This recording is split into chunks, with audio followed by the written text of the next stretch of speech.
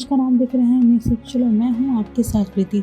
क्या आप जानते हैं कि तुलसी ने क्यों दिया था विष्णु को श्राप और बाद में कैसे हुआ था दोनों का विवाह? आषाढ़ मास की शुक्ल पक्ष की एकादशी तिथि को देवशयनी एकादशी तिथि मनाई जाती है। इस दिन भगवान विष्णु 4 महीने के लिए योग निद्रा में चले जाते हैं। इसके बाद लगभग सभी शुभ कार्य अर्जित हो जाते हैं। 4 महीने बाद जब विष्णु योग निद्रा से जागते हैं तब फिर से शुभ कार्य प्रारंभ होते हैं। विष्णु के योग निद्रा से जागते ही उनका तुलसी से विवाह कराया जाता है। ऐसा कहते हैं कि जो लोग तुलसी विवाह संपन्न कराते हैं उनको वैवाहिक सुख मिलता है। भगवान विष्णु को तुलसी बहुत प्रिय है। आइए आपको तुलसी शालिग्राम के विवाह के पीछे की पूरी कहानी सुनाते हैं।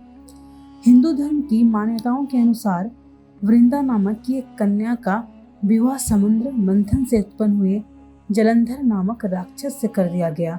वृंदा भगवान विष्णु की भक्त के साथ पतिव्रता स्त्री भी थी। इसी वजह से जलंधर और भी ज्यादा शक्तिशाली हो गया था। ऐसी मान्यताएं हैं कि भगवान शिव भी जलंधर को पराजित नहीं कर पा रहे थे। महादेव के अलावा तमाम देवताओं ने जलंधर का नाश करने का भरपूर प्रयत्न किया, लेकिन कोई कामयाब नहीं हो पाया। इसके बाद सभी देवों ने मिलकर भगवान विष्णु से प्रार्थना की।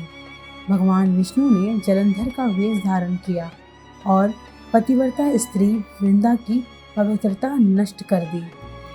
वृंदा की पवित्रता समाप्त होते ही जलंधर की ताकत खत्म हो गई और भगवान शिव ने जलंधर का वध कर दिया। वृंदा को जब भगवान विष्णु की माया का पता चला तो वो क्रोधित हो गई और उन्हें भगवान विष्णु को काला पत्थर बनने का श्राप दे दिया।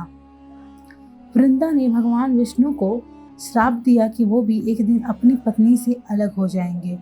इसलिए कहा गया है कि राम के अवतार में भगवान माता सीता से अलग होते हैं।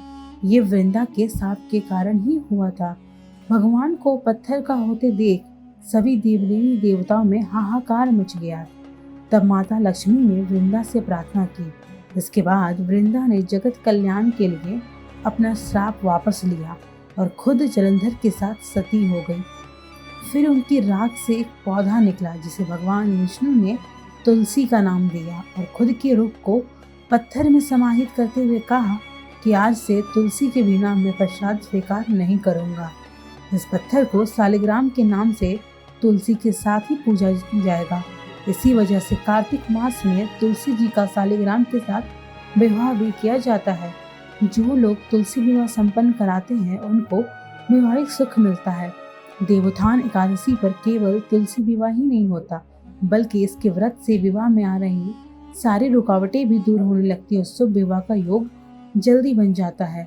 तुलसी को धार्मिक अनुष्ठानों में विशेष महत्व दिया जाता है। तुलसी के पौधों का इस्तेमाल यज्ञ, हवन, पूजन, कर्मकांड, साधना और उपासना आदि में होता है।